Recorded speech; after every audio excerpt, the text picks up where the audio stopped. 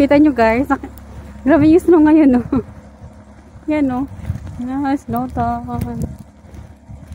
Tapos, ano pa, hindi pa. May pagka-windy.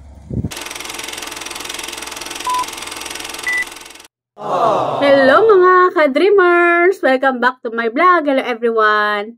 For today's video, meron akong share sa inyo na good news. Okay, ano ba itong good news na to guys?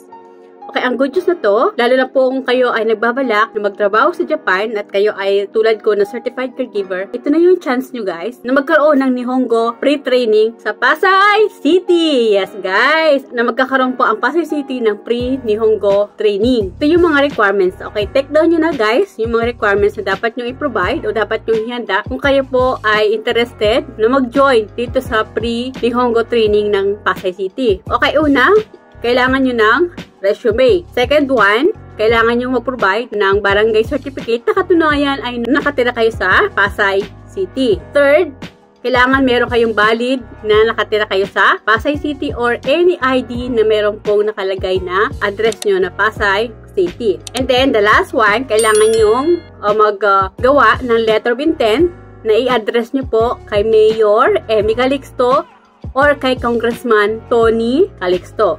Okay, gagawa kayo ng letter of intent na kayo ay interested na mag-join dito sa pre-Nihongo training na ilulunsad ng Pasay City. Magkakaroon sila ng orientation on January 30. So, kailangan andun po kayo para ma-orient kayo on January 30 around 6 o'clock ng gabi. Ang address guys, kung saan kayo mag-orientation ay near LRT lang po. Libertad, Pasay City.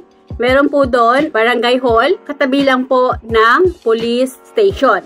Ulitin ko po, sa January 30, magkakaroon po ng orientation ang Pasay City para sa free training ng Nihongo. January 30 at 6 o'clock p.m. near Libertad LRT Station. Makikita nyo po doon yung police station. Andun din po yung barangay hall. Doon lang po yung orientation para dito sa Nihongo training. Diba napakaganda na ang Pasay City po ay magbibigay ng free training naman na matuto mag-speak ng Japanese. Kasi ang Nihongo guys ay may pagkamahal din. Natatandaan ko yung na-share sa akin ng friend ko na around 15 to 30 ata yung bayad dito sa Nihongo. Saka matagal din yung session na to. Hindi lang po dito na-mention kung ilang weeks o kung ilang buwan ang training para dito sa Nihongo. Yung friend ko kasi na andun na sa Japan ay dumaan din po siya sa Nihongo training.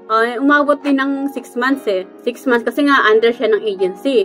Siyempre, hindi naman siguro yung tuloy-tuloy. Baka every weekend lang yung training niya para si Nihongo kayo umabot ng 6 months. Maganda at nagkaroon po ang Pasay City ng ganitong plano na makatulong sa mga gustong matuto mag-Japanese. Okay? Ilulunsad nila na free, wala kayong babayaran kung kayo po ay taga Pasay City. Actually guys, nung nag-aral pa lang ako sa PWU, ay pinonsider ko rin po yung Japan na doon ako mag-start na mag-gain ng experience.